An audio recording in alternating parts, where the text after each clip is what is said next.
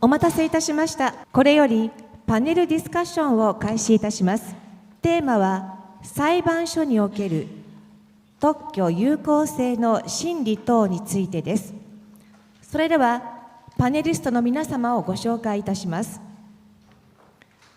知的財産高等裁判所清水響部総括裁判官、欧州統一特許裁判所控訴裁判所クラウス・グラビンスキー長官、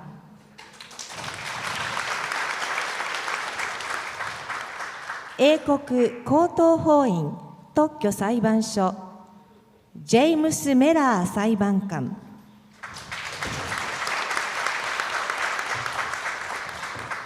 米国国際貿易裁判所ジェニファー・チョー・グローブス裁判官、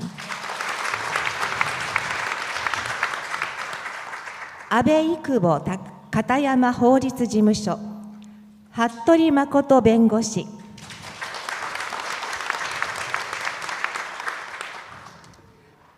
カッター・アオゲンシュタイン法律事務所クリストフ・アオゲンシュタイン弁護士、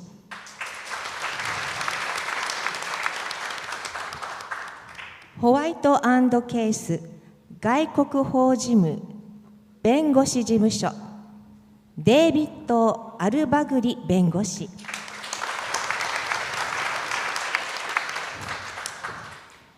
パウエル・ギルバート法律事務所ゾーイ・バトラー弁護士です。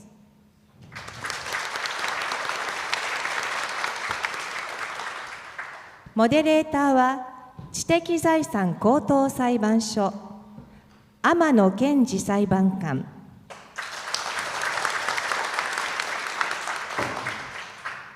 中村合同特許法律事務所相良百合子弁護士、以上の皆様でパネルディスカッションを行います。それではここからの進行をモデレーターのお二人にお願いしたいと存じます。天野裁判官、相良弁護士、どうぞよろしくお願いいたします。So welcome back to another session of CC 2024. I'm your host, Judge Kenji Yamano from IP High Court of Japan. And let me introduce my co-host, Sagara Sensei. I'm Yuriko Sagara. Thank you for joining us. Okay. Before we start, I'd like to express my gratitude for our guest team to make a wonderful mock trial. I think you usually don't argue or have your discussion on this sort of table or chairs, but you are very flexible enough to do that here. So thank you very much. And では日本語も交えながらお話しします。今日は、3つのパートに分かれて主にお話をします。最初に、ジャッジの皆さんから、各国の実情について、主に裁判所などについてプレゼンテーションしていただきます。その後モックトライアルの振り返りを、時間がある限りやっていきたいと思います。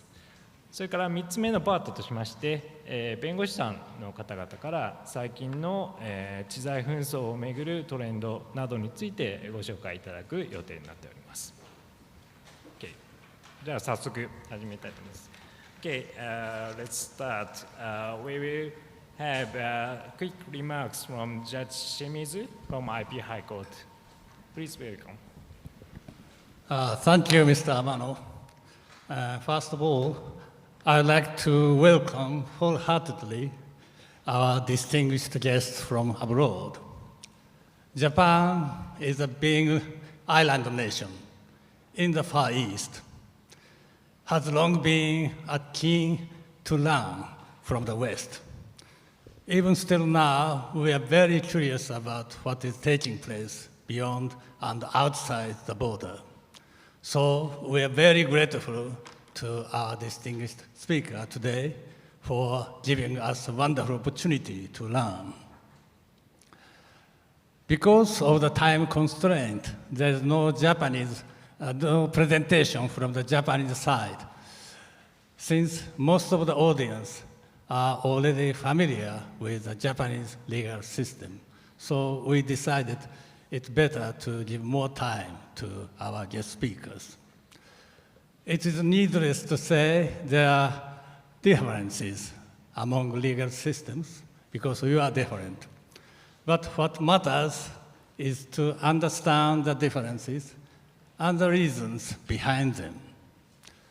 So I'm very much looking forward to the presentation by each speaker and the discussion that follows. Now, I'm returning to the microphone to Mr. Amano so that he can give the floor to our speakers. Thank you. All right, thank you so much. So let's hand over to Dr. Grabinski first for his presentation, please. Thank you. Judge Amano, thank you very much.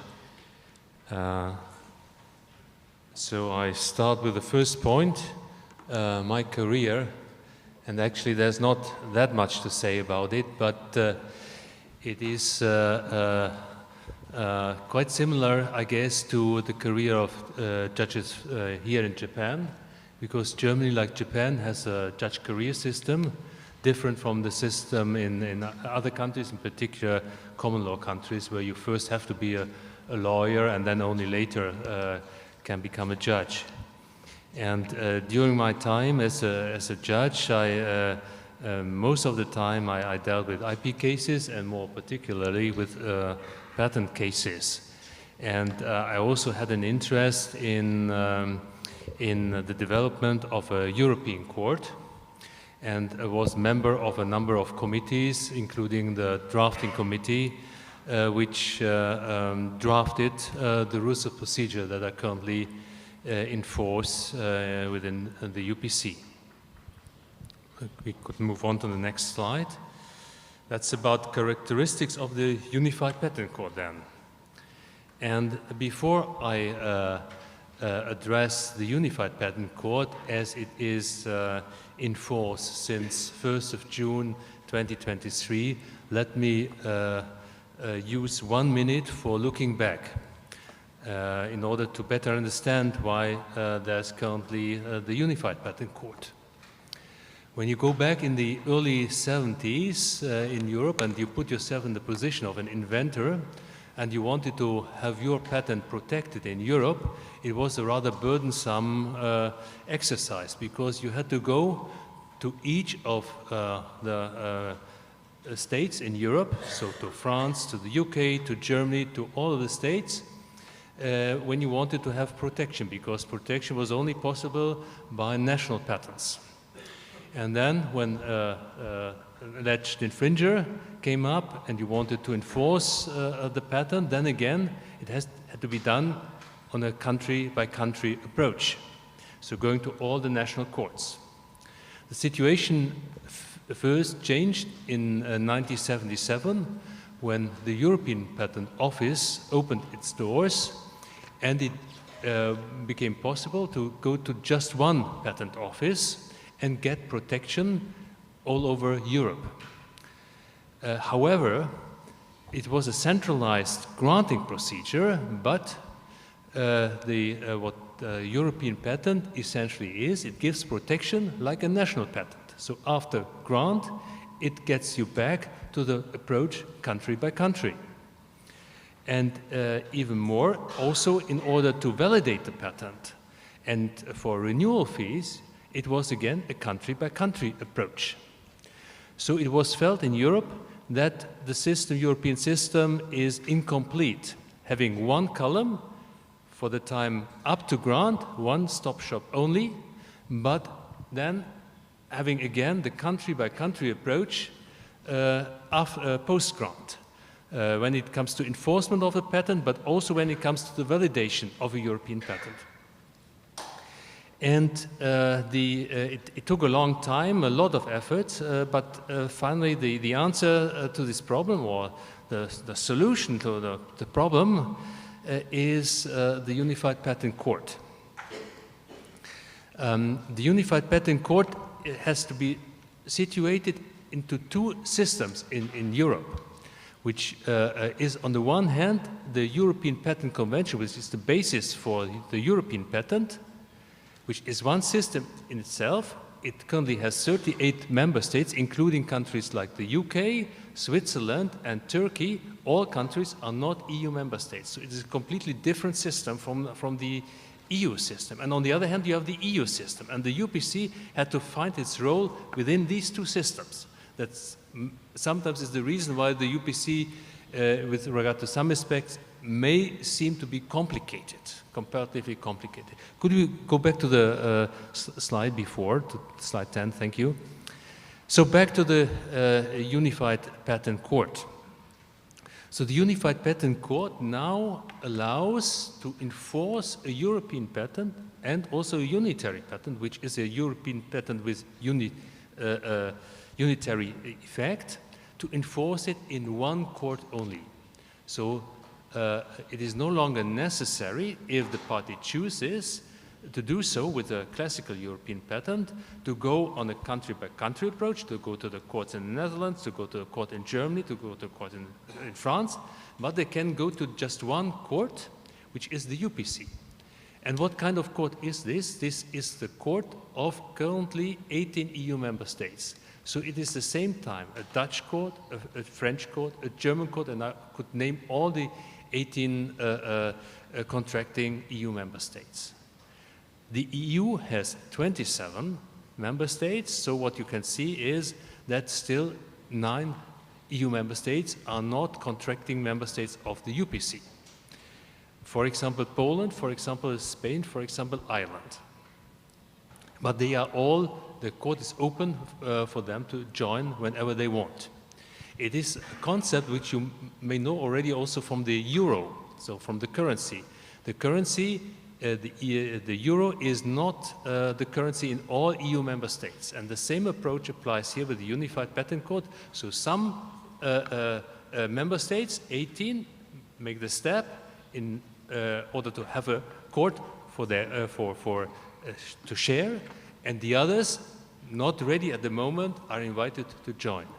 And there was recently a report published by the former president of the Central European Bank, Mr. Draghi, making suggestions in Europe how to further progress also with regard to technology.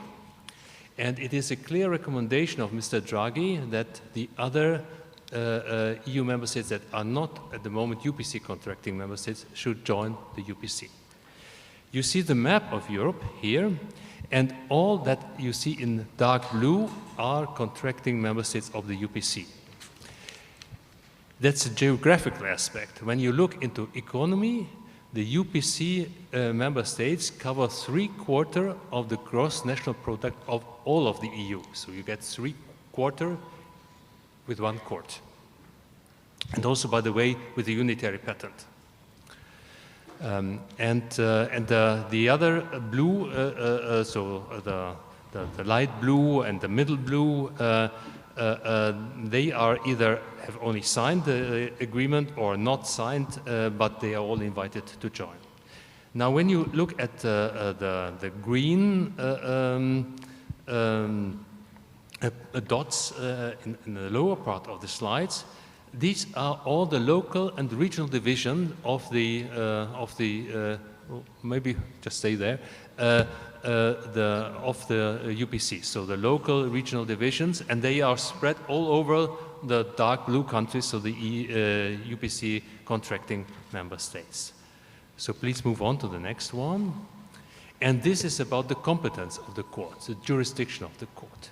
The Unified Patent Court has jurisdiction on the validity and infringements of European patents with unitary effect, so unitary patents, and also the classical European patents, the so-called bundle patents, unless they have been opted out.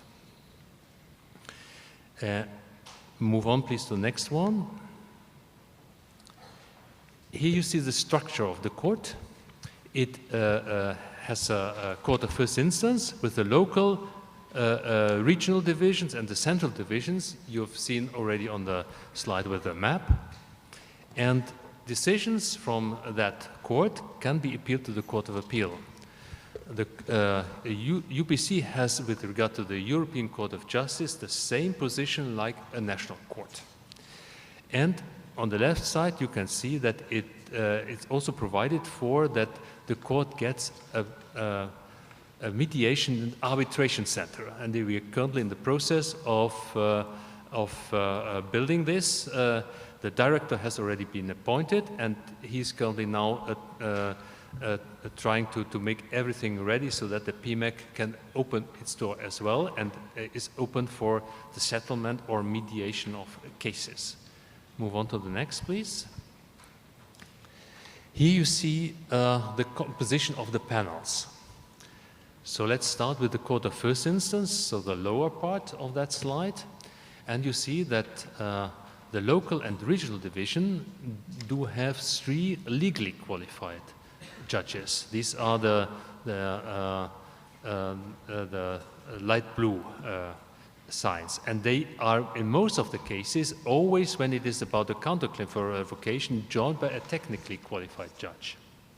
So when you compare it with the Japanese system, here in Japan, you have technically qualified advisors. So that role in the UPC is filled by technically qualified judges. So they have the position like a judge. That is a difference. And of course, when they are a judge, they are not only limited to decide on technical issues, but also on legal issues. Like also the legally qualified judges, they should not only decide the legal issues, but at the same time the technical issues. So judges with different backgrounds, but with same competence, same status. Central Division has a composition of 2 legally qualified judges and 1 technically qualified judge. And I have also to mention with the legally qualified judges, they're coming from different contracting member states. So it's never a panel only with legally qualified judges from 1 contracting member state. And that's also true with the Court of Appeal, where you can see there's 3 legally qualified judges and even 2 technically qualified judges. Next slide, please. Here you see the structure of the proceedings. So essentially, it is a written procedure where all the facts, all the evidence has to be submitted. That's called front-loading. At a later point of time, it is not possible to add further facts unless you have a good reason for doing so, and the court accepts your reasoning. The court has strict deadlines. They can be extended, but this is rather the exception than the rule. There's an interim procedure, which to some extent, to my understanding, can be compared to the hearings or the meetings in a Japanese proceeding you have with the technically and legally qualified advisors, and you may try to find either better understand the case from the court side or try to find a settlement solution. And for that purpose, in the UPC, there's an interim procedure that aims at preparing the oral procedure, so the oral hearing, and explore possibilities for settlement of the case. And then there's the oral procedure, which, and the court aims at having the oral procedure within 1 year after service of the statement of claim upon defendant. But of course, there are complex cases like SAP cases where you cannot expect this to happen within 1 year. It will take more time. So I'll move on to the next one. Here you see the language of proceedings dealt with. So, as you know, Europe speaks many languages, and the principle is that all languages are the same, but in practice it's of course not all the same. So what you can see in practice is the following. The local divisions, they offer as language of proceedings the official language, or sometimes even languages, of the state hosting the local division, but always as an alternative, English as the language of proceedings. And there's one regional division, which is the Nordic-Baltic regional division. They offer only English as a language of proceedings. Central division is always the language of the patent, which can be either English, German, or French. So 75% of all European patents have English as the language, 20% German, and 5% French. And the Court of Appeal, the language in the Court of Appeal is usually the same like in the Court of First Instance. Move on to the next one, please. Here you see in practice how this boils down. You see that currently 54% of all cases have English as the language of proceedings, 41 German, 2 French, 2 Italian, and 1 Dutch. And my prediction for the future is that the percentage of German will be reduced and the percentage of English will be increased. Probably more or less the same percentages as I mentioned with regard to the European patterns. So it could be, after some time, roughly 70% English, 20% German, 5% French, and a few percentage with regard to other languages. Please, let's move on to the next one. This is then the third question I was asked: how can an alleged infringer claim invalidity before the UPC? So I'll move on to the next one. There are 2 possibilities to claim invalidity. It is always an action for revocation. So the one situation is that the proceedings start with an action for infringement of the patent, and then it's a counterclaim for revocation that is brought, like the situation we had in the mock trial, or also the alleged infringer or anyone who is a competitor who is has an interest to get a patent revoked can bring an action for revocation of the patent in the central division of the UPC. So these are the 2 ways.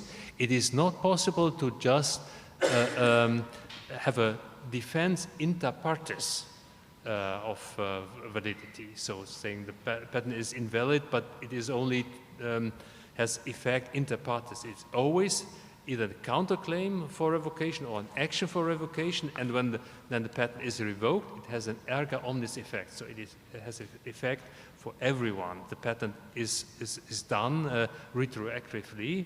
It is not just a defense between the parties of the litigation. Move on to the next, please.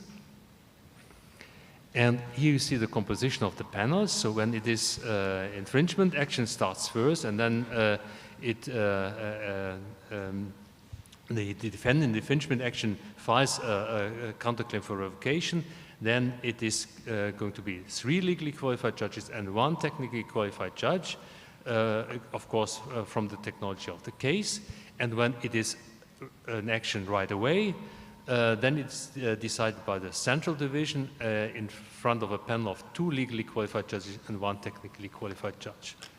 Next slide, please. Here you see the written procedure, how it works. And what you can see are 3 workflows. So when it starts with an infringement action, then, of course, the claimant submits the infringement action, then defendant files defense, statement of defense, reply, and rejoinder. So each of the parties can submit statements twice. Now, when the defendant of the infringement action lodged the defense, at the same time, they may think of that they want to bring a counterclaim for revocation, so put the validity into question. They cannot do it as a defense in their statement of defense, so they have to file a counterclaim for revocation. Then this goes in parallel. And then again, in this workflow, twice it goes back and forth. So 2 statements for each side of the parties.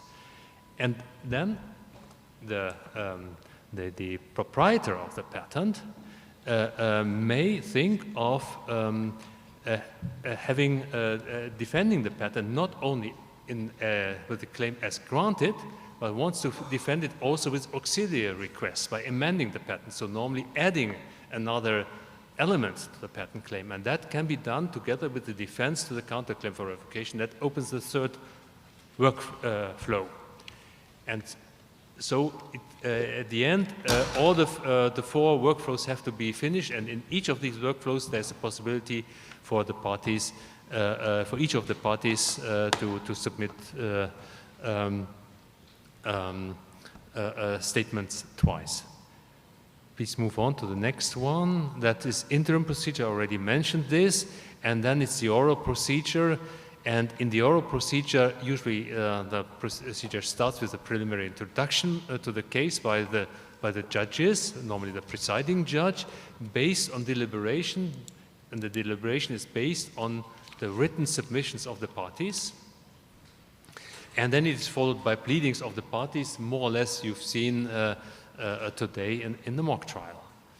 And of course also witnesses and experts can be heard, and judges and parties may put question. And the idea is endeavor to complete the oral hearing in one day. So it's different from what you've heard with the UK trial, when you have a couple of days. And why it can be shorter in the UPC compared, for example, with the UK, it is because there is a front-loading written procedure before. It's not just a skeleton argument. Move on to the next one, please. Okay, and then the decision in a counterclaim for revocation or in action for revocation, it is a total revocation of the patent when the claimant is successful with erga omnes effect in the contracting member states in which the patent has been validated and kept alive.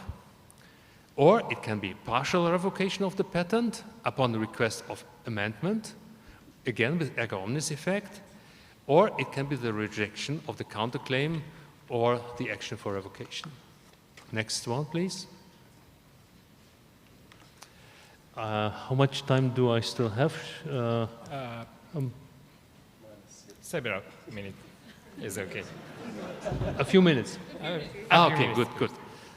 That's good news because Okay. I wanted now to share with you the numbers because, of course, it's interesting. You've seen now the theory.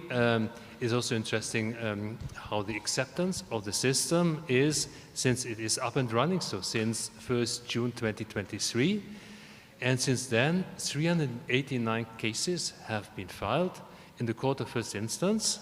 And you can see it in the bullet points. It boils down to 192 actions for infringement, 103 counterclaims for revocation, 45 action for revocation, so the independent action for revocation, and 49 action for preliminary injunction, preservation of evidence, and inspection. So in the UPC system, there's nothing like a pretrial discovery, but what is possible is preservation of evidence and inspection. And that has been used in the system as well. And then there's even now 96 appeals, but I have to say mainly procedural appeals, because it's possible to already have file an appeal with a grant for leave of the court with regard to procedural decision of the Court of First Instance. And it was the policy of the court to be generous with allowing these kind of appeals at the beginning in order to allow the court to build up at a very early point of time a case law on procedural issues of the court. And that has been done now, and I expect for the future that the court will not grant, allow procedural appeals not to the extent as they have done before, because there's now already some case law in place. However, of course, now the appeals in preliminary injunction, but also appeals on cases on the merits have already been filed in the court. So the Court of Appeal will certainly, in the next future, will become even more busy than it has been in the past. Next slide, please.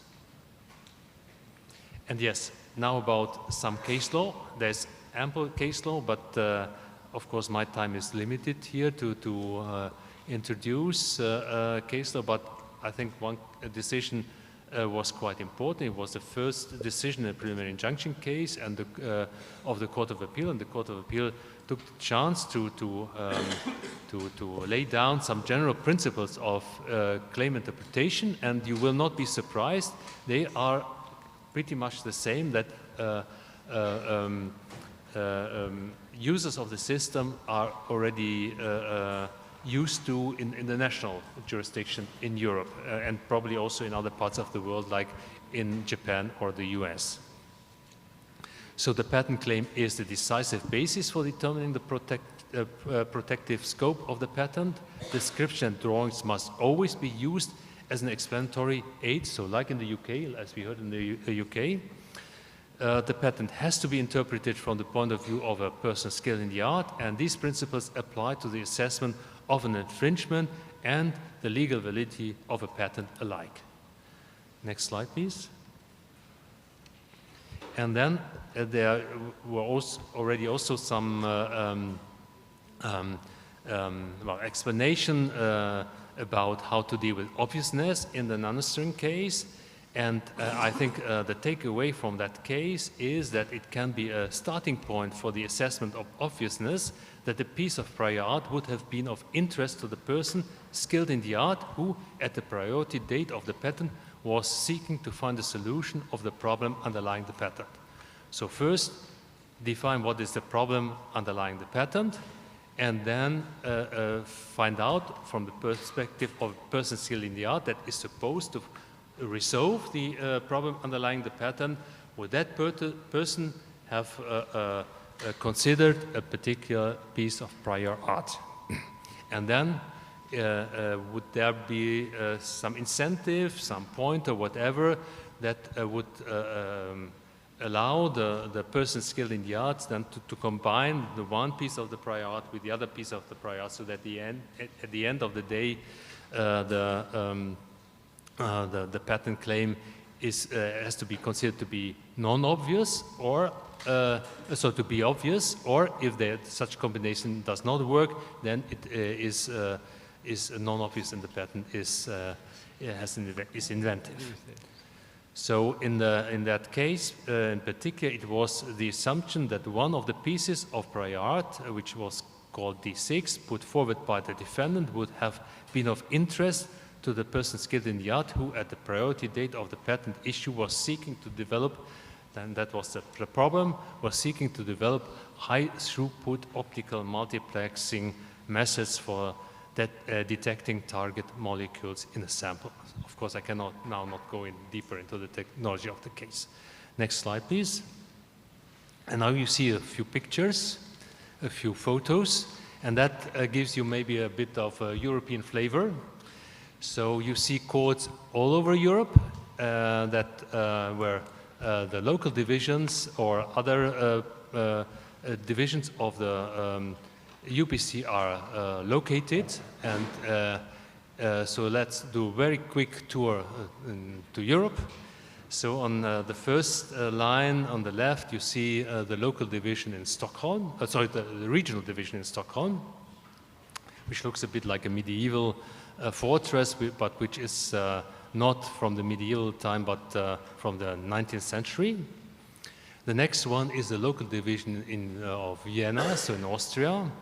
The next one is the local division in Hamburg, Germany. And then the lower line, you may know these buildings, that's Ile de la Cité in Paris. But it is not the court, so the court is not in the building you see, but the picture has taken from the local and central division in Paris. But it tells you Ile de la Cité is the middle of Paris, so the local division and the central division in Paris are very much in the center of Paris, and they use also courtrooms in the building you can see on that picture. The next photo shows the Court of Appeal in Luxembourg. It looks a bit like Star Wars building, it used to be the former Parliament building of the European Union. And the final photo is from the local division of Milan. So thank you very much.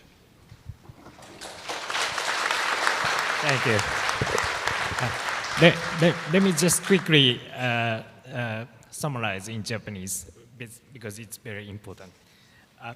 UPC についてですけれども、昨年の6月に運用を開始された欧州の統一特許裁判所ということで、今まで特許の取得の場面では EPO が単一で、特許を取るってやってたんですけれども、執行の、執行というかエンフォースの段階においてはそれぞれの国で執行というか裁判をしなきゃいけなかったのを一つの裁判所でやるというのが昨年の6月から始まったということになっております。でここは先ほど、フロントローディングっていうような言葉に代表されるように前倒しで早めに審理をしていくというような形で、最後のアーギュメントは1日で終わるというような話もしていましたけれども、とてもクイックな手続きになっているようなことです。で、向こうの抗弁や向こうの反訴と呼ばれるような主張が出てきた場合には、日本では裁判所調査官や、専門医使っていますけれども、技術判事テクニカルジャッジが、導入されて、その方も判事として、審理に加わるというようなこと。で、件数の紹介もありましたけれども、1年4ヶ月の間にもうかなりの件数のものが出ていまして、紹介されたものではインジャクション差し止めに、ごめんなさい、保全にかかるものではあるんですけれども、すでに控訴審まで判断が出ているものもあるというような状況でした。そしてもう一つ重要なこととして、ヨーロッパは多国家からなる地域ですけれども、イングリッシュがリンガフランカとして今後大きな役割を持っていくであろうというようなことも言っておられました。Next, Justice Mera, please make your presentation. Thank you. Thank you very much. I was asked to address the same three questions as Dr. Grabinski, but we managed to cover some of the ground in my introduction to the mock trial, so I can be slightly briefer. Now, we were asked to set out our background, and here's mine. I studied engineering at Cambridge for 4 years, and in between each summer I went and worked in industry in various countries, and after completing my degree I went and worked in France and Iraq for a year, because it was only after that that I could get on a conversion course and take up law.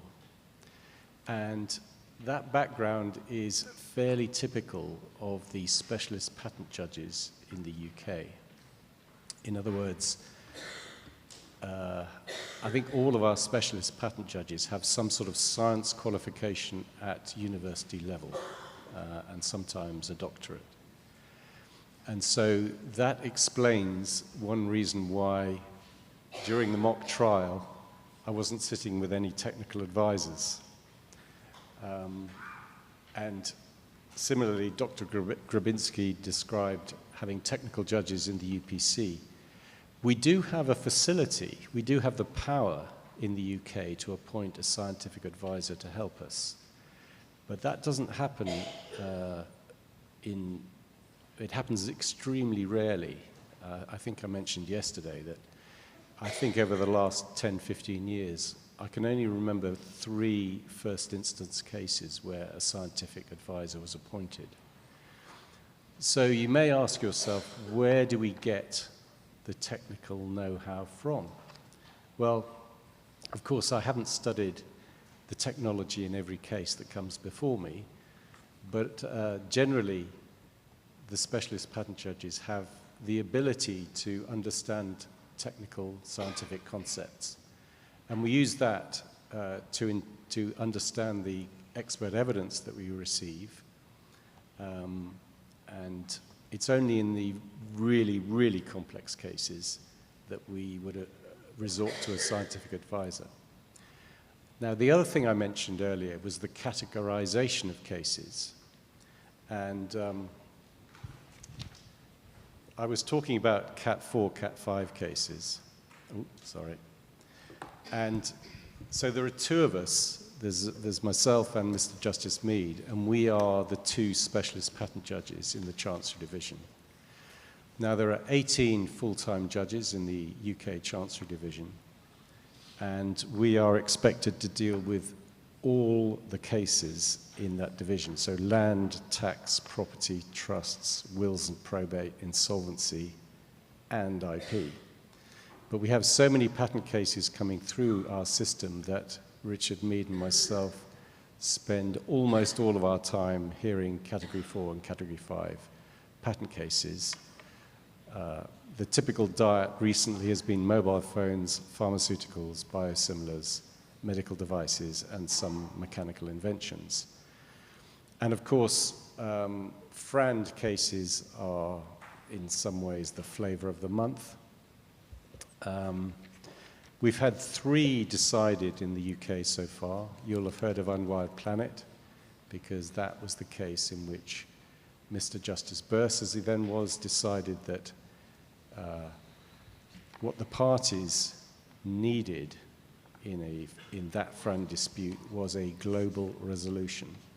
And in due course, the UK Supreme Court, of course, decided that, yes, we did have jurisdiction to decide global FRAND disputes.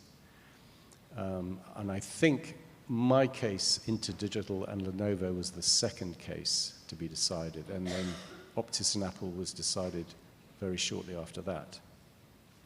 And we are continuing to develop the law. There is one FRAND case which is about to start. It's Panasonic against Xiaomi.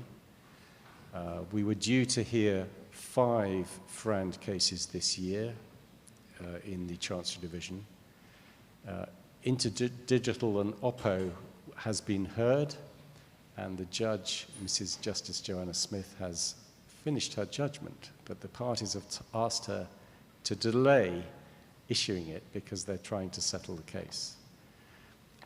InterDigital and Lenovo has also very recently settled.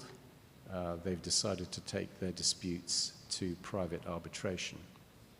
So it'll be interesting to see how FRAND cases develop, because after all, we can only decide the FRAND cases that people bring to us. And I have a suspicion that SEP holders are reluctant to reveal all the details of their licensing program, which they have to do for a FRAND case. I mean, there's an awful lot of confidential information in these cases that remains confidential, but certainly in InterDigital and Lenovo, I was somewhat critical of InterDigital's approach. And I think SEP owners don't like that sort of scrutiny. And therefore, my prediction is that the SEP holders will want, if at all possible, to take disputes to arbitration. We will see what happens. But there's one point of distinction between what we can do in the UK and the UPC, for example.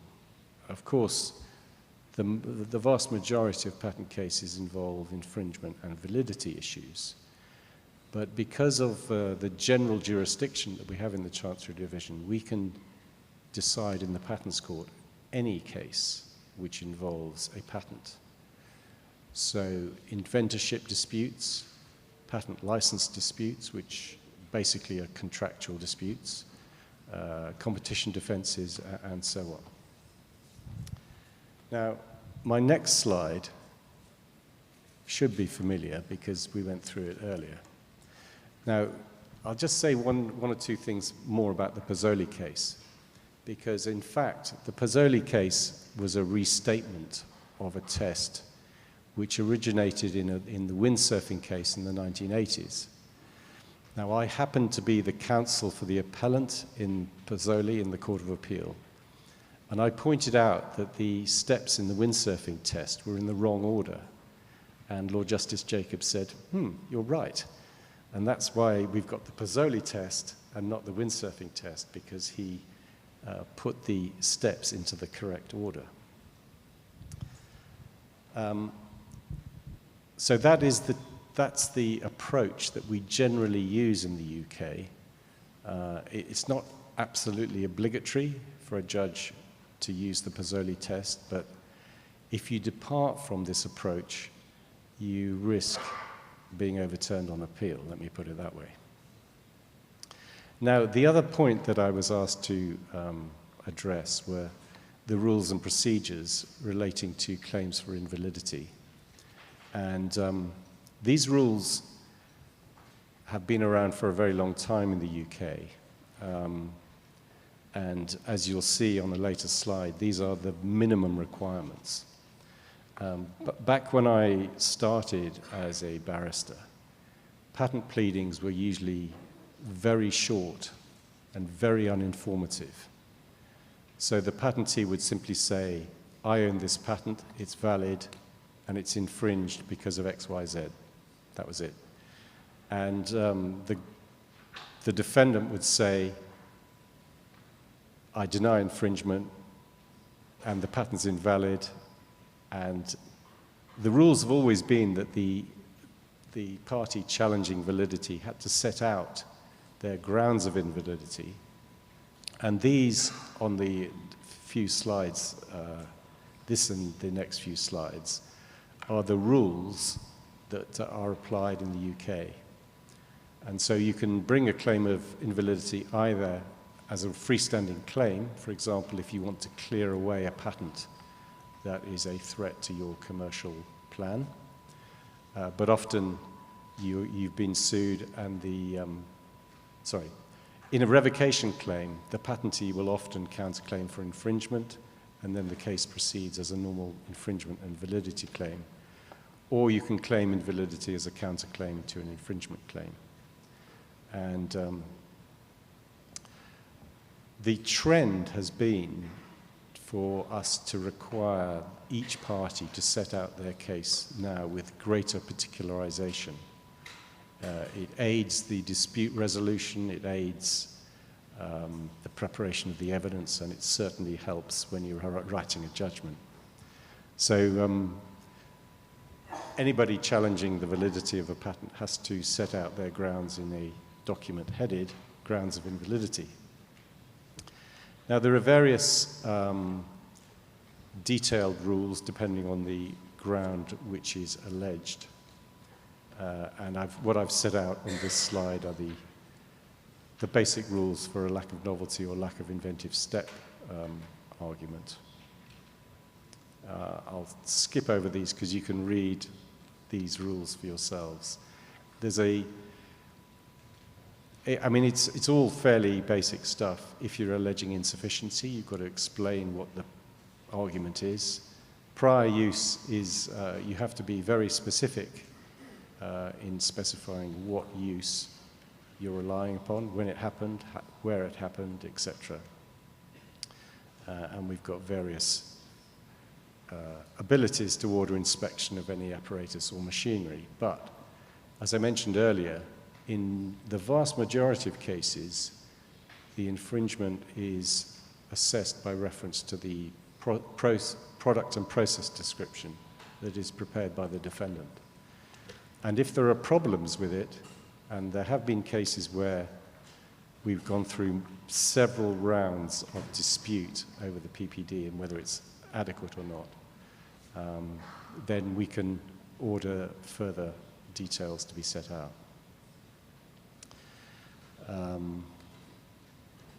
And so, following that theme of greater particularization of a case, if somebody pleads a 120-page patent application and it's said that that document robs the patent of novelty, we will frequently say, you've got to identify the passages in that 120-page document which you say disclose each integer of the claim.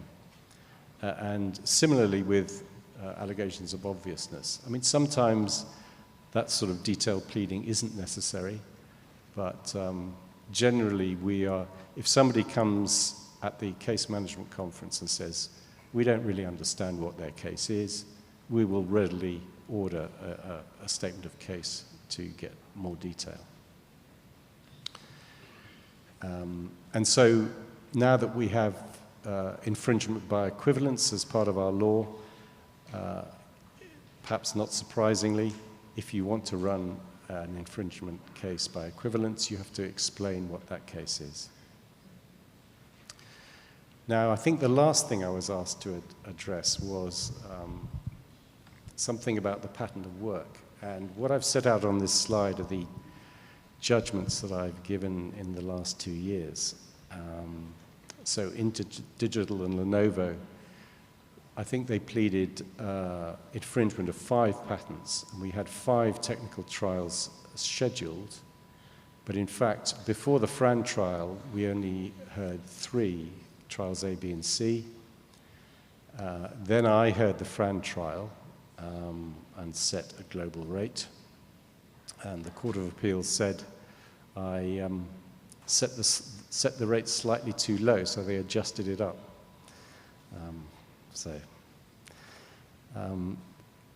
You'll see a couple of holidays that I have had from patent cases. Lifestyle Equities was a dispute between 2 polo brands in the trademark field.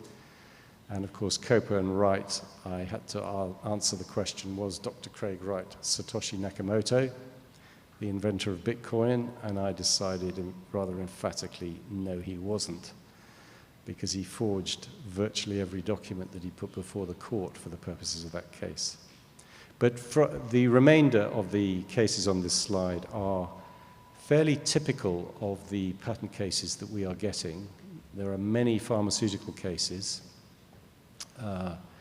So those last 3, a vaccine for our RSV, enzalutamide, I think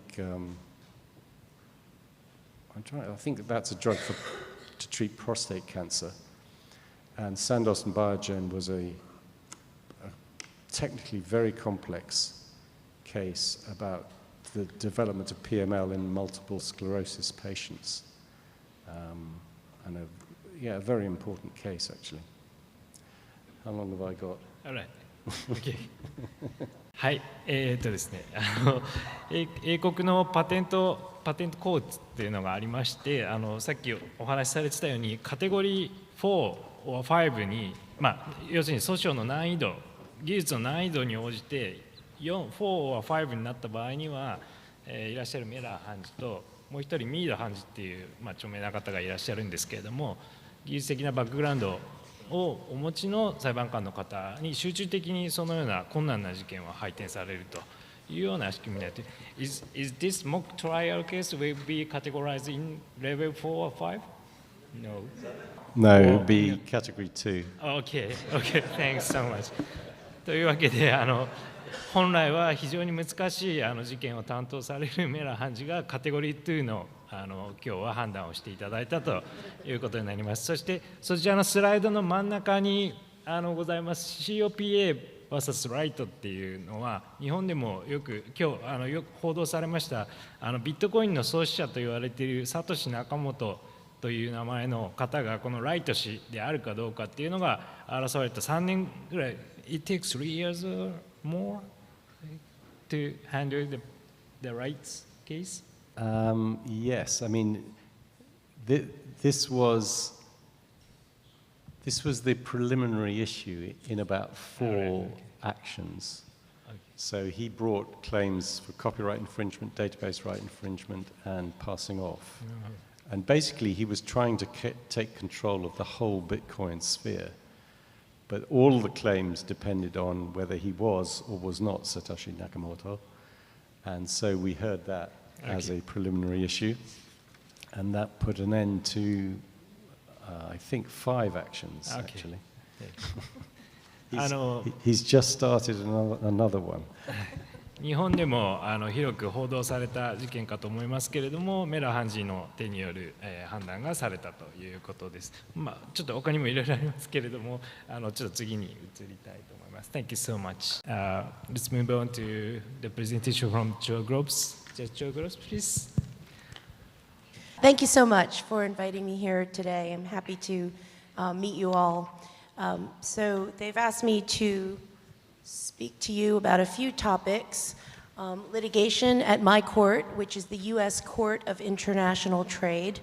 Also invalidity under the U.S. patent law, as well as some recent issues of interest. So also to start with my biography, unlike my esteemed colleague judges here, I do not have a technical background, but I find that I enjoy learning about new technology, and It has not been a hindrance for me in my career. I've spent my career, now I've been a lawyer for 30 years, and I've done mostly intellectual property, international trade, and litigation. And I've not had a problem without having a technical background. So in my country, in the US, we have federal judges that are appointed under Article 3 of our US Constitution, which means that I was nominated by the President of the United States. In my case, it was President Obama, and then I was confirmed by the US Senate. It's a very long process. It took almost 2 years for me to complete that process from beginning to end. And they interview hundreds of people. Everyone that I know for 30 years, going back to when I was a very young student, all the way through my current career when I was nominated. And they talk to judges that I appeared in front of. They talk to my colleagues. They also talk to lawyers that I appeared against in my career. They wanted to know what experience they had litigating against me. So it was a very difficult process, and what happens in the US is that once you are confirmed by the Senate as a federal judge, it's a lifetime appointment. So there's no term limit, there's no age limit. So as long as I am healthy and do not break the law, I can keep my position for the rest of my life. So it's a very prestigious position, and I feel very honored to have that position. So as I mentioned, I worked in intellectual property and international trade through my career. I also worked at the White House.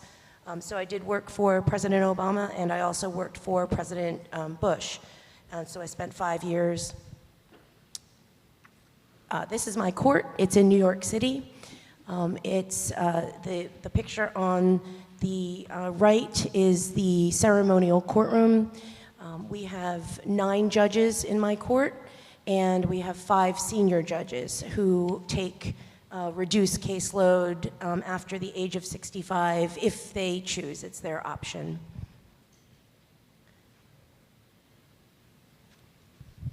Now, in my country, we have federal jurisdiction over cases or controversies, so there can be no advisory opinion. So there has to be an actual dispute between parties. Some of the subject matter that we cover are disputes under the US Constitution, under treaties, and various areas of law such as patent law or international trade. We have 94 district courts, which are the trial courts of first instance. That is where patent cases are heard. And generally, the judges who hear patent trials in the US do not generally have an IP background. You may find a judge that has an IP background or technical background, but it's not a requirement. So there are some judges, for example, who spent their entire careers doing criminal law, and they become a federal judge, and they may be hearing a patent case. So it's not a prerequisite. And so we have developed certain areas, certain geographic areas that have, where the judges have IP expertise. So for example, you may have heard about Delaware District Court. Many patent litigations are brought there because companies file for incorporation in Delaware. Also, Texas has a lot of litigation in IP there, where the judges, many of the judges have expertise. Also, California, of course, with Silicon Valley, there are many cases brought there, and New York as well. Then the appeals of all patent cases go to the Court of Appeals for the Federal Circuit, which is based in Washington, D.C. And most of those judges also have a patent expertise, not necessarily, though. It's also not a prerequisite to becoming a judge on the Federal Circuit. And then the appeals there go to the US Supreme Court. So to tell you a little bit about my court, it's the US Court of International Trade.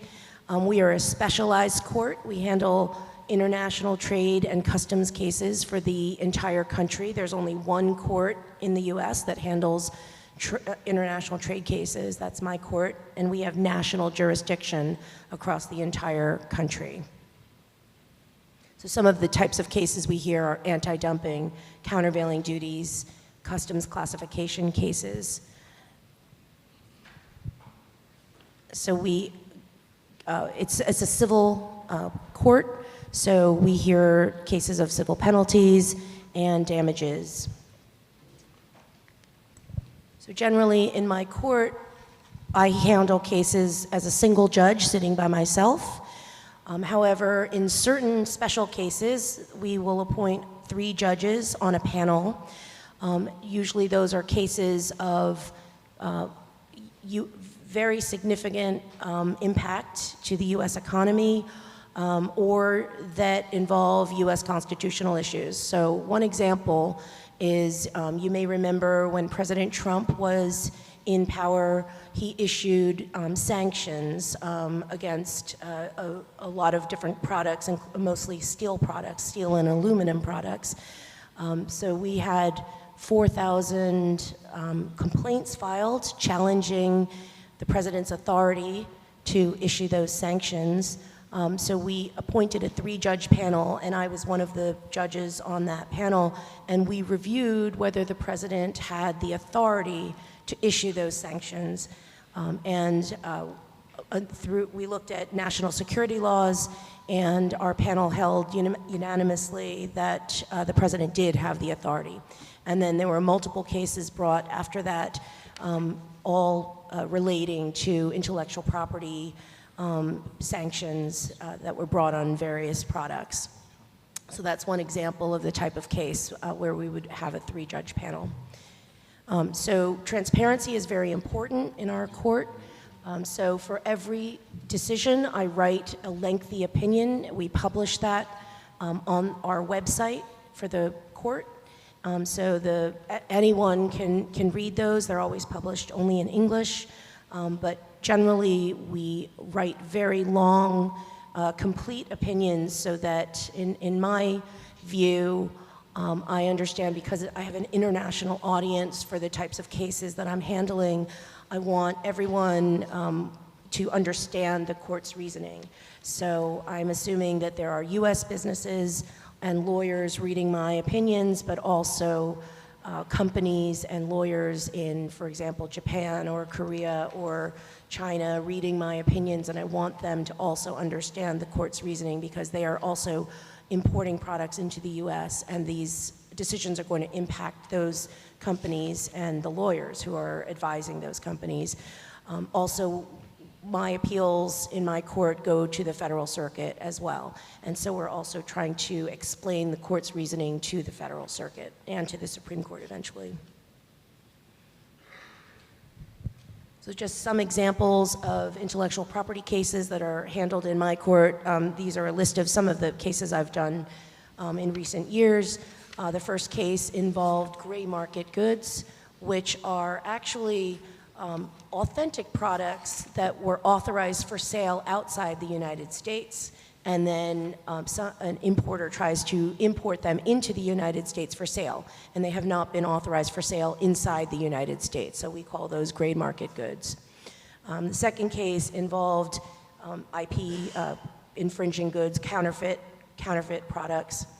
And then third type of case that I handled was involving 337 exclusion orders. The orders were issued by the International Trade Commission, but when the products were stopped at the border by customs, and it was alleged that the products coming into the US were infringing and violated the 337 exclusion order, that's an example of a type of case that I handle in my court. So also in my court, we often sit by designation, which means that we can sit in other courts, other federal courts within the United States. When I do that, it's by invitation of the other jurisdictions. So for example, I've sat very frequently in the Ninth Circuit Court of Appeals and the Second Circuit Court of Appeals, also district courts, which is the trial level in Delaware, hearing mostly patent cases, as well as the Southern District of New York and various other jurisdictions. So normally the chief judge of the other district will invite me to come sit, and I usually request IP cases, and then it has to be approved by the Chief Justice of the US Supreme Court. And so I've been handling cases for many years in other jurisdictions. So I won't spend a lot of time talking about how to bring a claim for invalidity under the US patent laws, because I think we touched on a lot of these issues during the mock trial. I will just say that generally I try to conclude a trial within 18 months if possible, from beginning to end. Generally, I ask the parties at the very beginning of a case to agree amongst themselves how long they want the case to take from beginning to trial. And that includes discovery, it includes filing dispositive motions, and it includes filing motions for hearings as well as for trial. And generally, I do not give extensions unless there are very short extensions, because in our federal rules, Rule 1 is the speedy resolution of cases, and I'm very mindful of that. I try to finish cases as quickly as possible.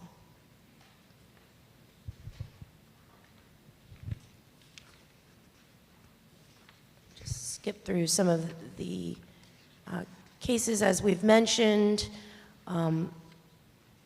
Let's see. Obviousness is a question of law, which is based on the underlying facts, and that is through the KSR decision from the Supreme Court in 2007, which we discussed during the mock trial. Obviousness requires a showing of clear and convincing evidence that a person of ordinary skill in the art would have a reasonable expectation of success in achieving the claimed invention. And just to mention some recent issues of interest, one issue that I've been seeing lately is with respect to willful infringement. So in the US, if there's been a willful infringement with knowledge of the patent, a plaintiff might be entitled to enhanced damages. So often that can be triple damages, which we call treble damages. So the plaintiff needs to show constructive knowledge or actual knowledge. And one interesting issue in the District of Delaware, where I handle a lot of patent cases, is what suffices to show knowledge. So generally, it's always been accepted that a cease and desist letter that is sent to a defendant can serve as knowledge, constructive knowledge of the plaintiff's patents. But the question is whether a complaint filed in court can also serve as constructive knowledge in lieu of a cease and desist letter. And there's a split among the judges in the court. The majority of the judges believe that a complaint can be sufficient knowledge of the plaintiff's patents, but some judges say that that is not enough, that there instead needs to be a cease and desist letter filed. And I am of the view, I've issued opinions stating that I'm in the majority view, where I think that a complaint can be sufficient knowledge instead of a cease and desist letter.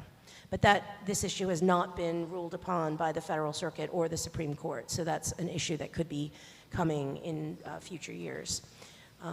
Also, another interesting issue is third-party litigation funding.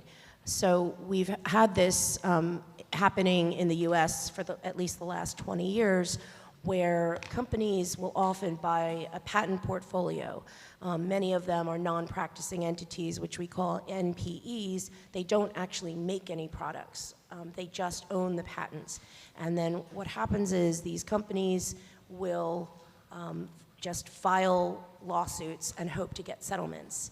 And it's become actually a business where there are financial companies, sometimes they're venture capital firms, sometimes they're actually third-party litigation funders, and they will fund litigation based on these patent portfolios and fund the lawsuits around the country.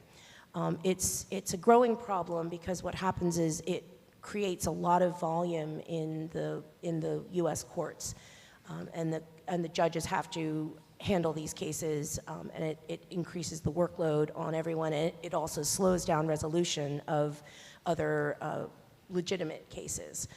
So usually the funders are not required to disclose their existence. So this happens in secret. But some judges in the US have started to require the disclosure of a third-party litigation funder.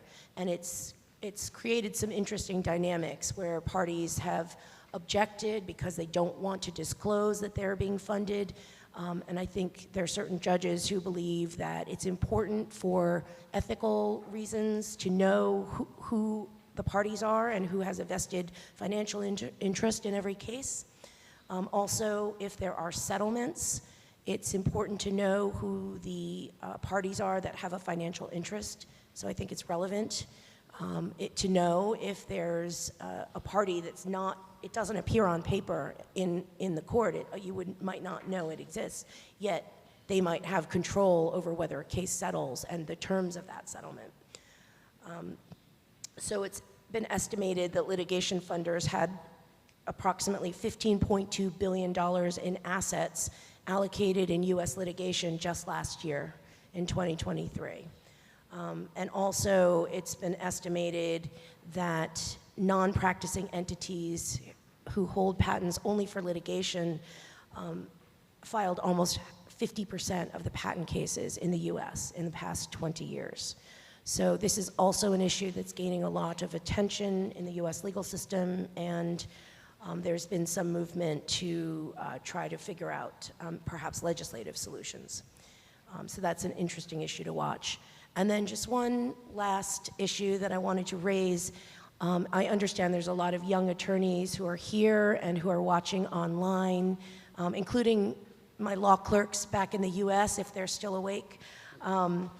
I have a standing order in my court where I encourage the parties to allow young lawyers who do not have any litigation experience to handle an issue. And I allow the attorneys to split the issues. So what I'm encouraging is the senior lawyers to allow the young lawyers to come into my courtroom and handle just one issue. It can be a very short issue, maybe 2 minutes.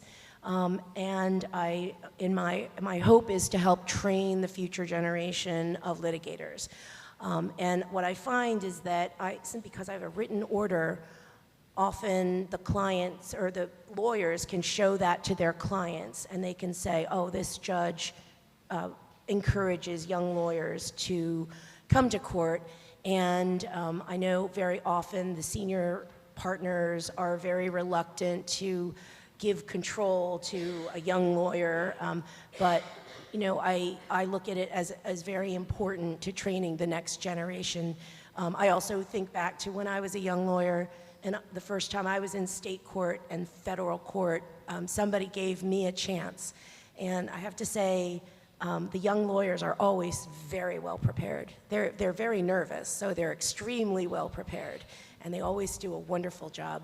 And I think it's a good way for them to gain confidence, and also for the partners to get confidence and say, oh, this young lawyer is smart and prepared and can handle this matter, this issue, and hopefully they'll give them more chances as they get more senior.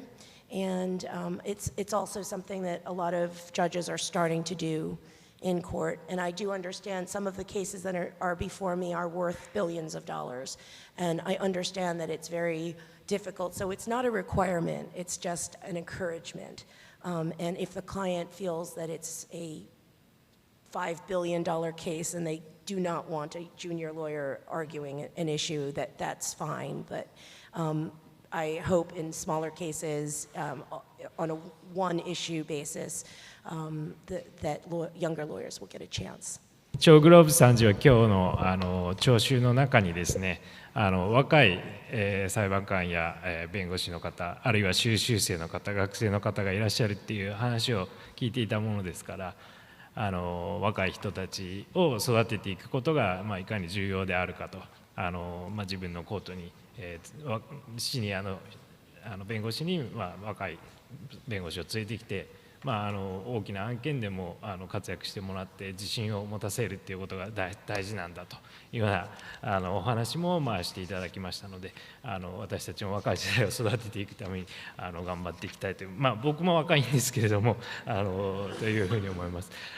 すいません。で、米国について少しだけ話しておきますと、まず特許権の侵害訴訟については連邦の裁判所が、州ではなく連邦の裁判所が担当しているということ、それから超グローブス判事の、所属するインターナショナルトレードは、国際取引に関する、専属的な管轄を持っており、そこにはですね、知的財産の侵害品に関する訴訟が多く継続していて、私たちどうしてもテキサスとかの特許権侵害訴訟を想像しがちですけれども、こういう場面でも特許の知的財産の侵害訴訟が時にあるというような話ですとか、あとは最後の方でおっしゃられあとは超グローブ参事は、例えばデラウェアの連邦裁判所にも店舗しておられて、デラウェアはご存知の通り米国の多くの会社が本店を置いている場所ですので、パテントケースも必然的に多いということ。連邦の裁判官は日本と同じジェネラリストで刑事事件も担当するんですけども、ですので特許に特化した裁判官というのは、そんなに多くはないというような話ですね。で、最後にこれは米国昔から問題になっていることではありますけれども、ノンプラクティシングエンティティ、特許を保有して実施をしていない主体に、お金を出して、それを和解してそれをビジネスするような、観光的なのがあって、かなり大きな額をそれを占めているというような実情について、ご紹介いただいたということでした。はい、Thank you so much. So this is a chart of each jurisdiction from the conclusion of each jurisdictions. So is it correct? Is it all right? To our surprise, every single decision of each issue are exactly the same among all jurisdictions. Is that correct? Okay? Okay? Yeah. So I wanted to speak why that's happened, but I don't have enough time to do that. So how to do that? First, I'd like to ask Judge Cho Groves about the Markman hearing, because in the mock trial, there was a Markman hearing, and after your decision, you asked the party to have an intention to settle. Is it the common thing to happen in the United States? Yes, it's so as I mentioned during the mock trial, we have a bifurcated proceeding where normally about 6 months after the case is initiated, we do a Markman hearing for claim construction. So it's fairly early in the case. I think it goes back to Rule 1 that I was talking about in terms of efficiency and a speedy resolution. I think it's an efficient system because the judge gives a claim construction ruling early, and then the parties can assess then how they want to proceed with the case. So it narrows the issues for trial. And very often after I issue a Markman ruling, the cases will settle at that point. That's very common. And I'll just also remark, I think the difference in styles was apparent when I do a hearing, even a bench trial, I think of it as a conversation between the lawyers. I do not like it when the lawyers come in and read their brief or have a prepared statement. And because my thinking is that I've already read all the briefs, I already understand their argument, and I just want to get to the difficult question that I have. So very often I will even issue questions in advance So I read all the briefs and then I issue questions so the lawyers are prepared to just talk about a few issues in detail. And we go in depth. And I don't want just to have lawyers read their statement to me. I think that's a waste of time, so I don't think that's very efficient. Also, one thing I always recommend is that the lawyers listen to each other.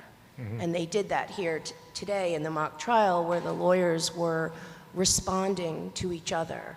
I think that's the best type of oral argument, where we are all asking questions of each other and exploring the issues together, trying to come to an answer, Thank you so much. and not reading. Alright. こちらにありますように、マークマンヒアリングというのが、特許訴訟の、前半の方であると。これは日本のように充足論、無効論を同時に審理するというのではなくて、クレームコンストラクションの方を先に、審理すると。それが争点のまず減らして効率的な審理に役立つという考え方のようですけれども、それをやっていたということと、あとは先ほどモックトライアルにもありましたように、裁判官が議論の途中で介入していってですね、どんどん積極的に会話するっていうスタイルはアメリカの裁判所でよく見られるスタイルですけれども、弁護士が準備していってもですね、途中で遮られてしまうっていうようなことがよくあるんですけれども、アーギュメントを活性化して、それが和解につながっていったりとか、どんどん前向きに裁判官が介入しているっていうのが、米国のあれかと思います。I'd like to ask you, Dr. Grabinski, your approach is here. This is a 5 steps here, and this is a similar. I think this is similar, but not identical to the problem solution approach frequently used by APO. So your approach is there any difference between your approach and PSO? How do you think about that? Well, we have currently the nanostring case, and there's another one that has been issued by the other panel of the UPC Court of Appeal, the Mammoth case, which goes more or less along the same lines like the nanostring case. So in the nanostring case, there were put forward a couple of prior art documents, and the court, well, it was a preliminary injunction case, came to the conclusion that with regard to one prior art, so the D6, which I already mentioned, that it was more likely than not that the patent would be invalidated because it will be invalidated because of obviousness. So, well, there was one piece of prior art. So why should the court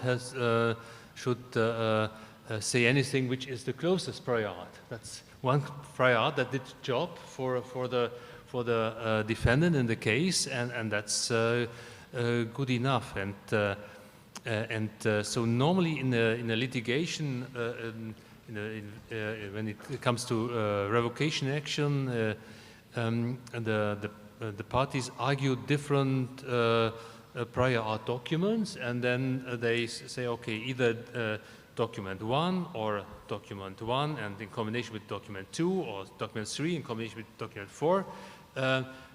With regard to this prior art, the patent is, what is claimed was obvious for a person skilled in the art. And then in a litigation, from a court's point of view, there are two ways to deal with this.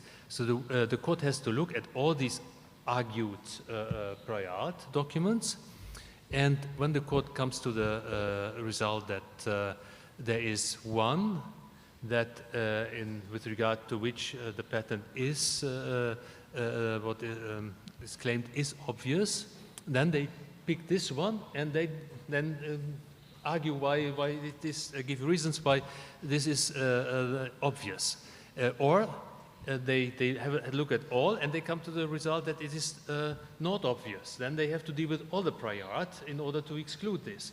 But so in light of this situation in litigation, at least I have I don't see, at least in general, no necessity to say which is the closest one of these. Okay. And even I discussed this with members of the Board of Appeal, of the EPO Board of Appeal, and they are telling me, no, well, we are not only looking at the closest prior art, we are also looking at other prior art, maybe the second closest or the alternatively closest prior art. And the same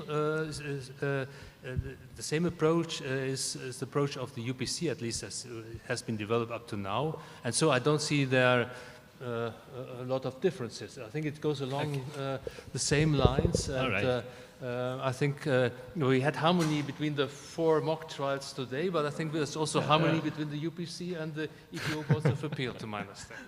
ちょっと特許マターの話で申し訳ないんですけれども、この、UPC ではプロブレムソリューションアプローチっていうEPO ですね、英国の、特許庁が採用し、厳しく採用している進歩性判断のアプローチというのがあって、それをですね、このグラビンスキーさんが裁判長を務めたここのナノストリングの事件の第一審では、このプロブレムソリューションアプローチを厳格に適用して判断したのに対して、グラビンスキー判事が担当された第2審ではですね、必ずしもそういうのを明言しなかったので、プロブレムソリューションアプローチを UPC が取るのかどうかっていうのがちょっと問題ちょっともう話題に上っていたので質問したんですけれども、プロブレムソリューションアプローチの一つの特徴として、モーストクローセストプライアーと最も近い先行技術を何にするかっていうところが一つの特徴として挙げているんですけれども、グラビンスキーさんの先ほどのお話によれば、何が最も近接しているかっていうところを問題にしすぎることが問題なんじゃないかっていうようなお話でありましたので、基本的な考え方は変わらないんだけれども、細かいところにこだわりすぎない方がいいんじゃないかっていうようなお考えだったかと思います。Ask Justice Miller, and I found in your opinion, you took a Pozzoli test in the mock trial, but I found in your opinion, I can read, quote, that in some cases, it is helpful to answer this question by adapting the structured approach set up in Pozzoli. In other cases, it is helpful to adapt the PSA favored by EPO. But neither approach can replace the statutory question itself. It must be assessed by reference to the facts and circumstances of the case, unquote. What is the underlying idea of your phrases here? Okay, in this paragraph, I wasn't saying anything new. Actually, I was summarizing a number of paragraphs from the judgment of Lord Hodge in Activis and ICOS in the UK Supreme Court. And Lord Hodge's judgment in that case is the latest word on the law of obviousness. But in this, what's going on, there are two things going on here. One is there's been a long-standing theme in the appellate courts in the UK to try and align our approach with that of the EPO. And so that is part of what's going on here. The other thing is there's been discussion of the difference between problem solution and Pozzoli in many cases. And Lord Justice Jacob in Activis and Novartis, in I think 2010, he explained that the problem solution approach can be used in many cases, but sometimes it creates a problem of its own. And to give you an example, if you have to identify the objective underlying problem, but the invention, at least part of the invention, is identifying there is a problem at all, that approach can lead you astray. That's one of the reasons why we tend to favor the Pozzoli approach in the UK.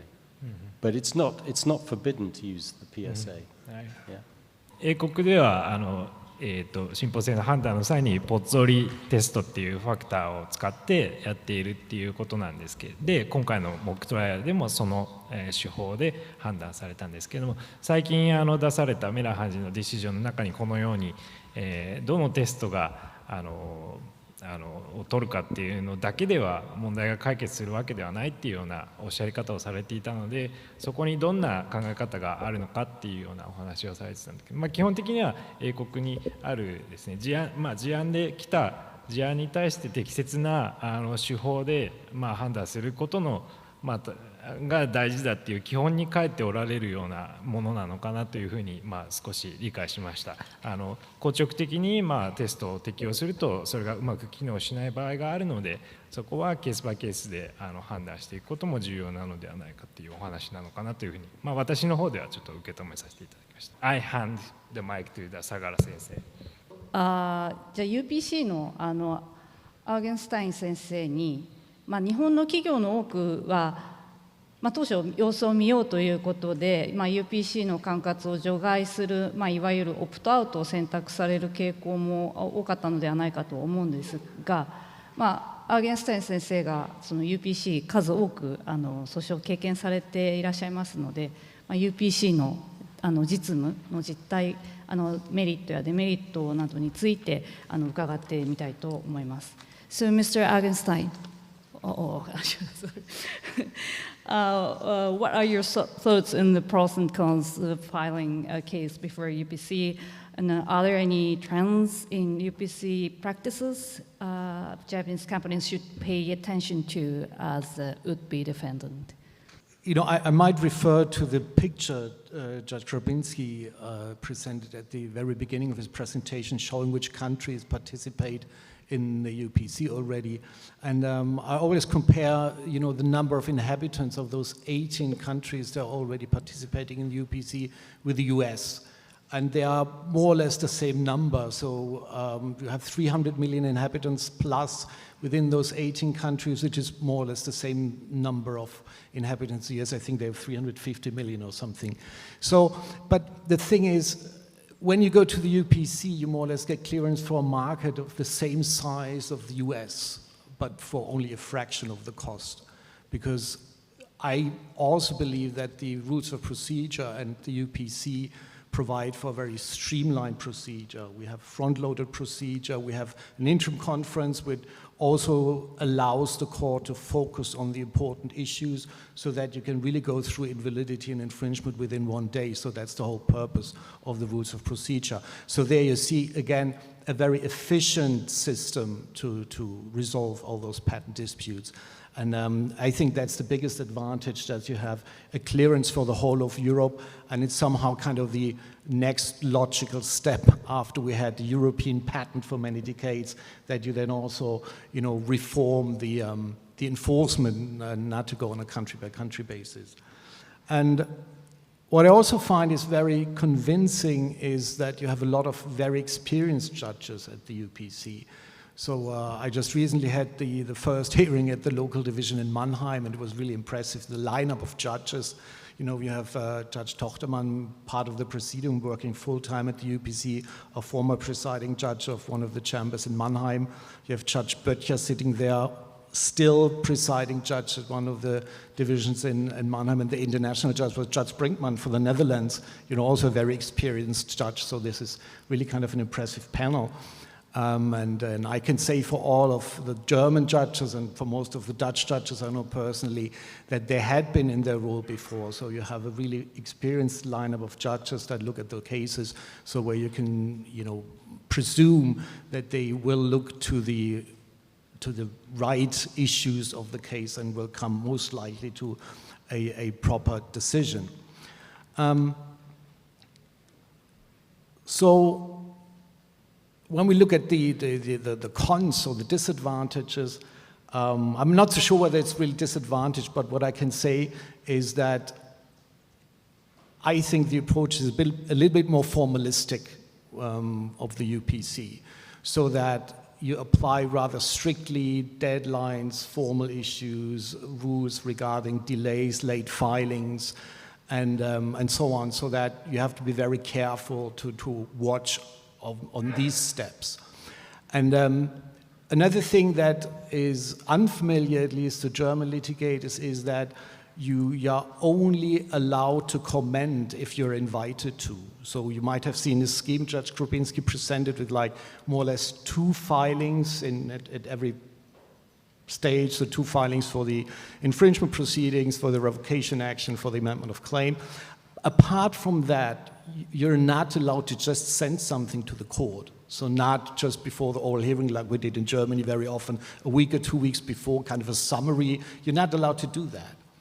And if you want to have like something formally filed, like change of language proceedings, there are distinct possibilities in the case management system.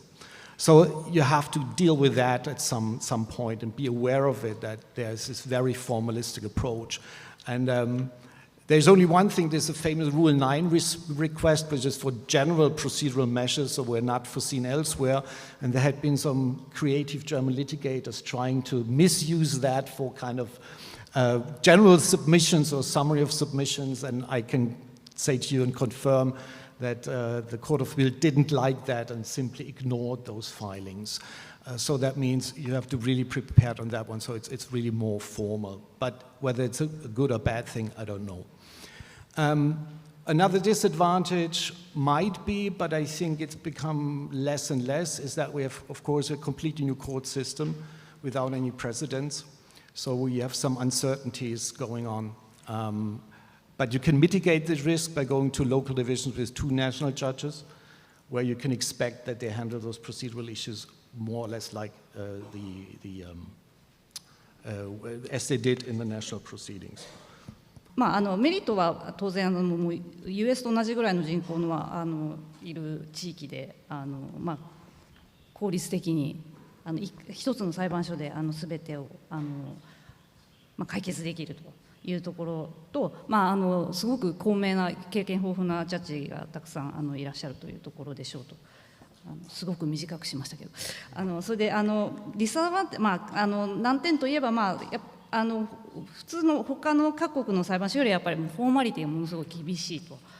デッドラインなんかもものすごく厳しくて、決められた書面以外のものを出すことが許されないというところがすごく厳しそうですね。あとはその裁判例が少ないというところもあるディスアドバンテージかもしれませんけど、それはこれから解決されるでしょうということですけど。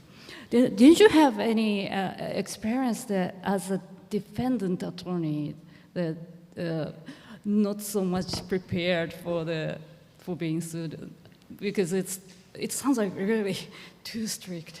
Yeah, well, I think you need to be prepared for it because you have strict deadlines, so you need to attribute resources to your team. And probably you got to have you give them some freedom, because as there might be a lot of procedural challenges with very short deadlines, coordination might not always be possible. So kind of be ready to give, some freedom to your litigator, maybe to decide smaller issues on their own with not so much coordination going on, because there's really time is of the essence. So this is something I think should be bear in mind, that because of the short deadlines, you can't go into every detail, and should accept that maybe some things have just to go and try to have an opinion filed on time. Thank you. Allow me to add one thing which might be interesting, not about the UPC, but about the UP, which is also there on the slide mentioned. So the unitary patent.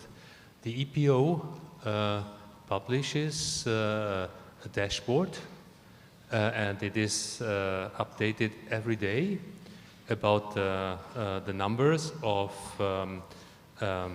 applications for unitary protection, and also the patents that were granted, and the so-called uptake rate, which includes the applications as well as already the granted where unitary protection was granted, is roughly 25%.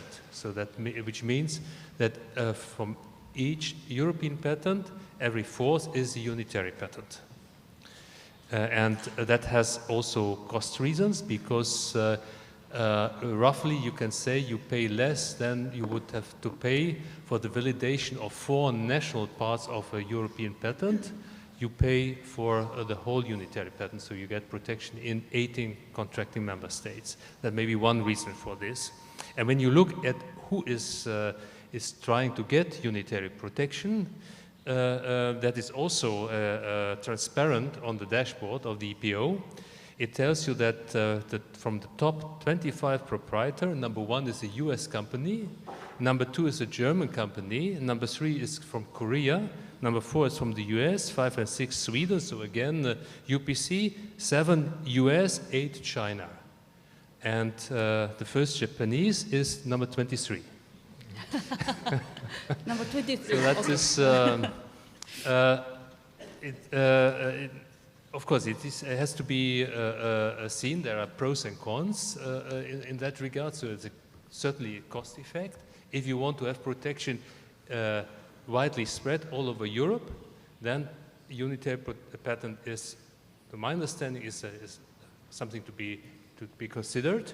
When it is good enough to have protection in 1 or 2 key member states, just only the big economies in Europe, so just only France and only Germany, then it might be better to just have a classical European patent and only have these 2 countries covered. That is a business decision at the end of the day. But it is interesting really to see who is applying for unitary patent. Sometimes it was also said it is just something for the companies with the big pockets, but it is not true. It is 1/3 of the application are SMEs. So it's probably the technology-driven SMEs that are applying also for unitary patents. So. 日本の、ね、企業も恐れずに UPC をトライしましょうということで、はい。So next to Ms. Butler, I heard that during the mock trial you mentioned the agreed common general knowledge (CGK). Which sounds unfamiliar to the Japanese audience. So could you describe the purposes and merits of preparing this statement of agreed common general knowledge? And also, could you introduce some distinctive features of England practices compared to the other jurisdictions? Sure, of course. Hopefully, one of the things that came across in the mock trial from the UK team was the central role of expert evidence in our proceedings.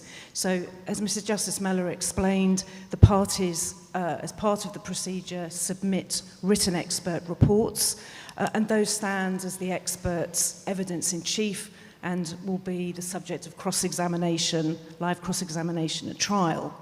And typically, those reports will set out the technical background to the patent and will cover what that expert or each expert believes was the relevant common general knowledge at the priority date.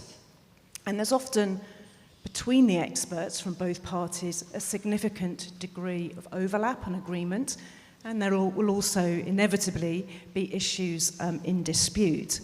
And sometimes it's quite difficult for the parties, and perhaps even more importantly, the judge going into trial, to know where there's agreement and where there's dispute.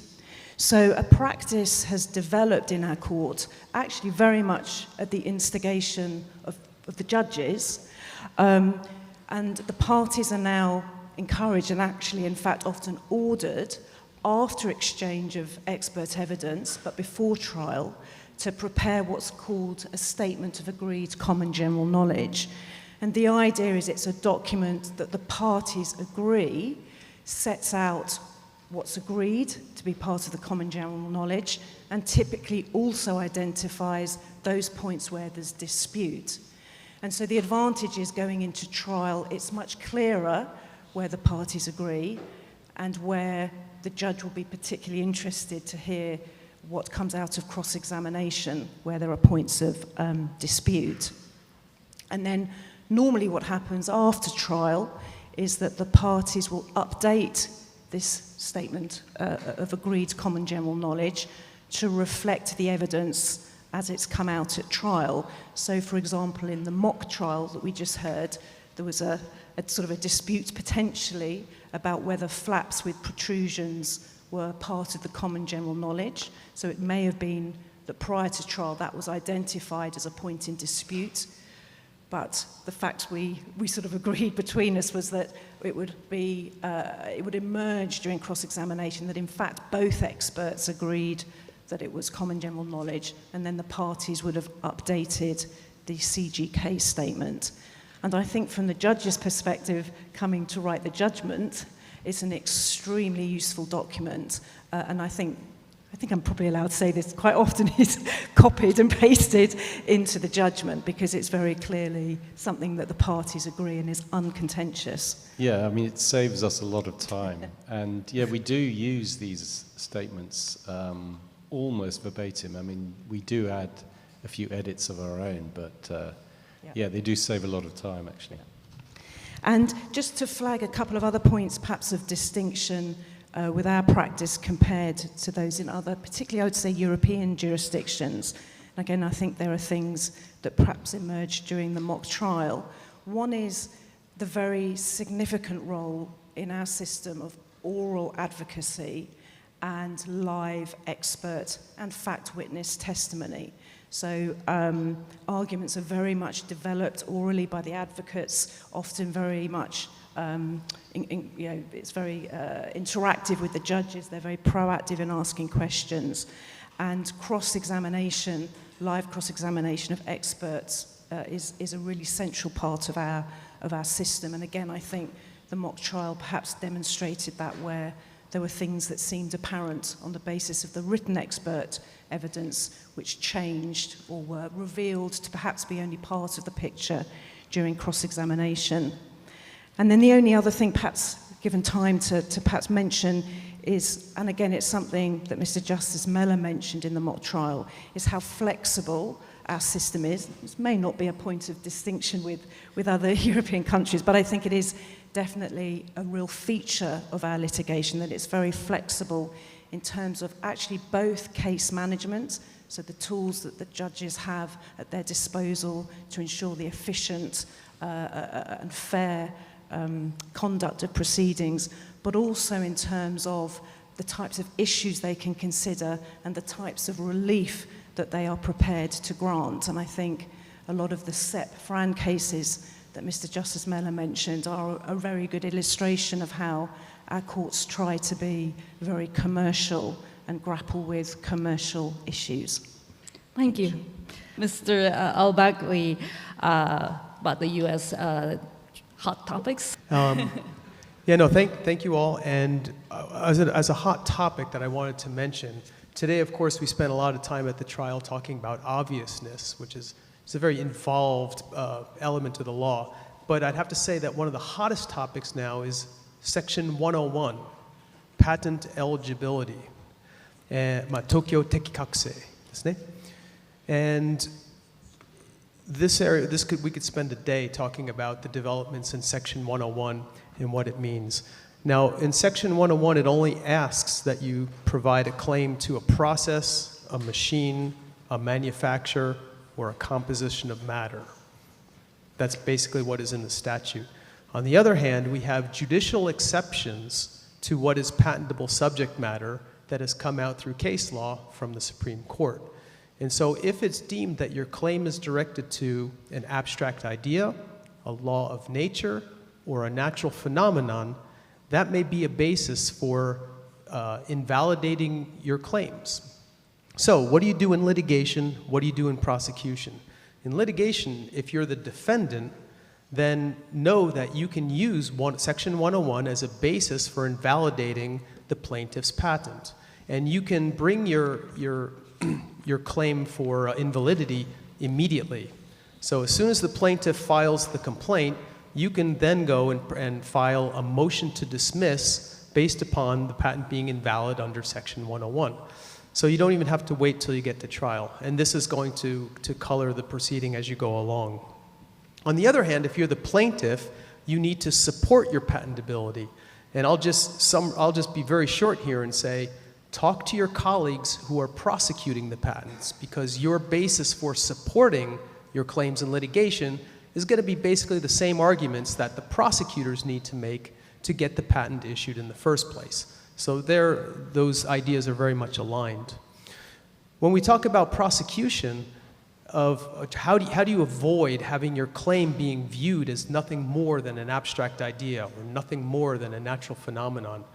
The general guidance is to be specific, show how your invention has practical application, right? And so this has been written about now for more than 10 years, and so there's many places where you can go and find this. But let me just say that as much as this is a problem now, everyone practicing patent law is aware of this. Everyone from the USPTO to the federal court judges who have come out in public and said this is very much a difficult issue and we would like guidance. So even in the face of that, the Supreme Court has, over the recent set of years, denied all petitions for certiorari. And so the general feeling is we're probably not going to get an opinion from the Supreme Court anytime soon. So as a result, I would direct your attention to legislation. Maybe Congress is the answer. And there has now been a lot of concerted efforts in recent years to get legislation passed. And there's many stakeholders. We have patent companies and patentees who are on both sides of the issue, and some would like the situation that it is, some would like to reform the patent law. But I think as a prosecutor, again, what you need to do is try to be specific, think about filing continuation applications so that over time, if the law changes, you can take advantage of it at that point. And in the meantime, maybe we just need to pray for a legislative miracle. So with that, I'd just like to conclude my thoughts. Thank you. Thank you for introducing the hot topic in the States. And lastly, finally, Mr. Hattori, could you introduce the present Japanese practice regarding the use of technical experts or progressive court hearings and evidence collection procedures in patent infringement litigations? Okay, thank you very much. I'd like to comment on the 3 points very briefly. First is the use of technical experts. In the UPC, the US, and the UK, it seems that expert testimony with cross-examination by the parties is often adopted. In contrast, in Japan, as demonstrated in today's mock trial, full-time judicial research officials called 裁判所調査官 and part-time technical advisors called 専門員 provide information to judges. It is also widely practiced in Japan for the parties to have technical experts prepare written opinions and submit them as evidence. But such experts are rarely cross-examined in the courtroom. The neutrality of judicial research officials and technical advisors is rarely questioned. However, the parties are not allowed to ask them questions. And it is unclear how and how much they influence the court's decisions. Therefore, it is sometimes difficult for me to explain their roles and significance to my client. Although rarely used in today's patent litigation practice, an expert system called containing does exist in Japan. And it is possible for the court to designate a technical expert as containing and have the parties question him or her to ensure that the judges have accurate information about the technical issues. Based on today's symposium, I was reminded that depending on the case, it may be beneficial to consider using such a system. Next, I'd like to mention court procedures. As Judge Grabinski and Mr. Christoph Augenstein explained, the UPC is required by rules to conduct strict and expeditious planned procedures. It is quite impressive that the timing of the filing of documents, including application for amendment of patent, is set out under the UPC system. In Japan, although there are some differences depending on the division of the court in which the case is pending, I have the impression that the court schedule is not so rigid. Judges proceed with court hearings on a case-by-case basis, trying to balance the need for speed and the need for full and thorough trial. I do not feel that there is any strong opposition to such a comparatively flexible approach in Japan as a way of conducting ordinary lawsuit. However, with regard to the provisional disposition procedure, it would be meaningful to obtain a preliminary injunction order more expeditiously.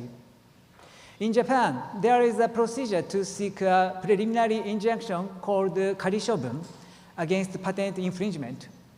But the speed is not so different from that of an ordinary lawsuit.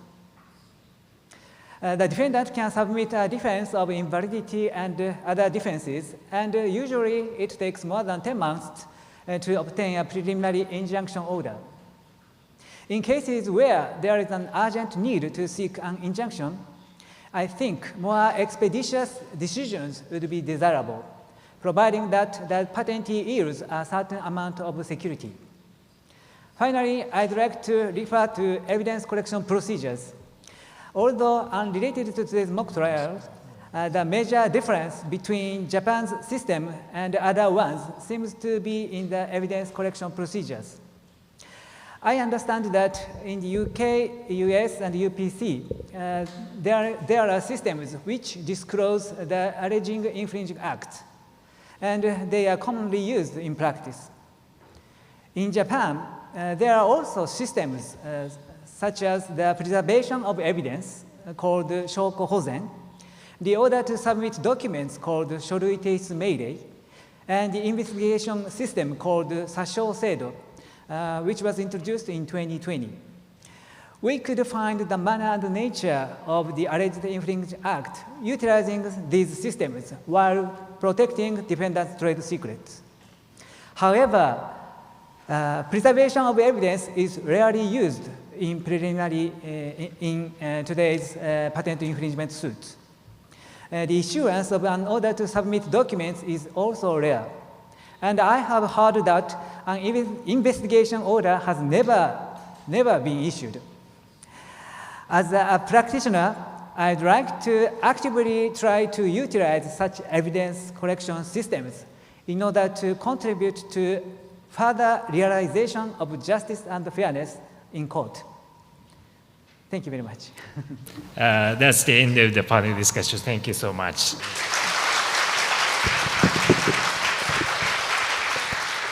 以上でパネルディスカッション裁判所における特許有効性の審理等についてを終了いたします。ご登壇の皆様ありがとうございました。